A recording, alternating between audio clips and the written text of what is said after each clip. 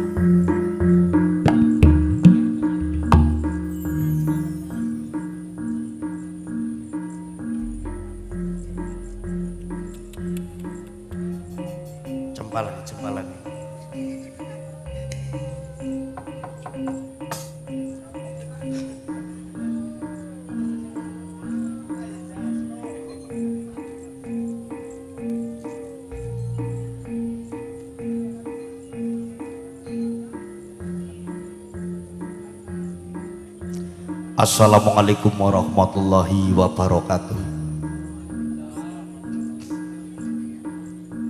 Matur suwun kunjuk katur kagem panjenengan sedaya kang sampun jawab salam, mugi katur kang sampun jawab salam keselamatan kerahmatan niki pun curahaken kagem panjenengan sedaya kang sampun jawab salam. Mugi-mugi rezeki lumampah kanthi lancar, usaha lumampah kanthi lancar, selamat dunia selamat akhirat. Ingkang muslim mugi-mugi pun tebihaken saking siksaning kubur. Ingkang sampun jawab salam mugi-mugi pun tebihaken saking siksaning api neraka. Ingkang muslim ingkang dereng munggah kaji pun paring donga mugi-mugi enggal-enggal kaji minimal umroh. Khusus ing dinten samenika sesarengan rencang-rencang saking berkah musik entertainment melayani hiburan campur sari dan urgent tunggal rental audio sound system paket tarut komplit 085210467298 berkah audio. Gawis digawe orang disebutkan eman-eman anjing dibaca. Khusus ing dinten samenika hadir kagem kulawargipun pun Bapak Sebul Pait pun injih kulawargipun saking Bapak Sarwan Hadi Winoto kaliyan Ibu Sartinem ing dalem kulawargipun pun Bapak Sebul Pait ing siang samenika niki sampun ngolokrami akan putra lan putrinipun wonten Dwi Nur Meliana pikantuk Lutfi Maskuri putra saking Bapak Sutara kaliyan Ibu Siti Thaifah saking Kenitan Kedung Banteng Banyumas pun paring donga kagem temanten sarimbit ingkang sampun ijab kabul mangke niki. Mugi-mugi anggenipun bangun bebale wisma dadosaken kulawarga ingkang sakinah mawaddah warahmah. Boten supen enggal-enggal pun paringi momongan, pun paringi kebahagiaan kerukunan kagem temanten sarimbit. Barokallahu laka wa barokah alaika wa jama'a bainakum fi khair.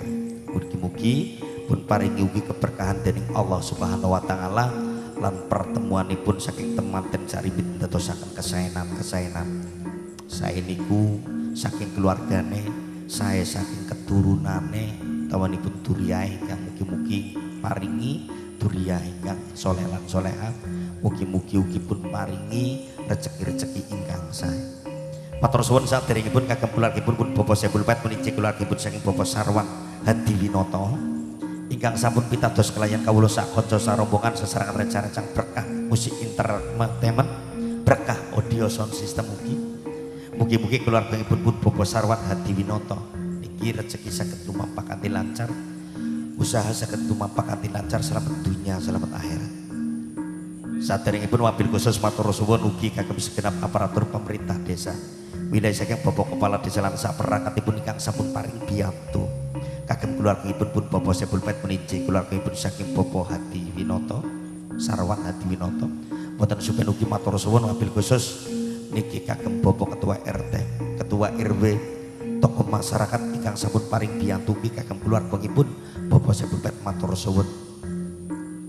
Boten supen ugi dinten samangika matur suwun ugi kagem segenap para tamu undangan Bapak tuwin Ibu niki rencang-rencang saking temanten sarimbit ingkang sampun rawuh paring idilan pangestu ing dinten samangika matur suwun rawuhipun panjenengan sedaya. Mugi rawuhipun Bapak tuwin Ibu ing dinten samangika segenap para tamu undangan pun catet nganti amalan ibadah dening Allah Subhanahu wa taala. Boten supen rawuhipun Bapak tuwin Ibu ing dinten samangika mugi-mugi niki satunggaling jalinan tali silaturahmi kagem kawula lan panjenengan sedaya ingkang sampun rawuh kagem kulawargipun pun Bapak Sebul Pait meninjih kulawargipun saking Bapak Sarwan Hadi Winoto.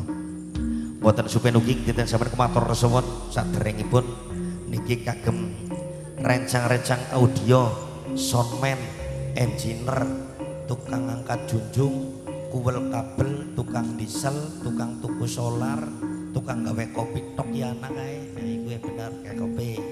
Bapane kon ngopi. Matur suwun mugi-mugi sing eling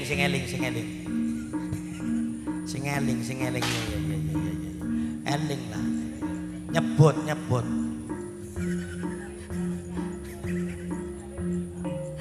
Mugi-mugi rezeki saged lumampah kanthi lancar kagem berkah audio sound system. Usahane sing lancar Mas Narsudi. Moga-moga jobe sing akeh men ora nemen-nemen gal dinang gresula. Nje kadang-kadang gresulane sing ora kuwati. Ujar-ujare nyong ora tau kanggo bae pada bae. Nyong ya sering praidit ning nyong meneng. Kok kan keton banget ora payu ngene nyong kan artis yo. Kayak dia kan artis. Angger ora kanggo ya meneng bae men keton kanggo bae. Nah kayak contohnya kayak gede. Aja di status keton banget ora kanggo.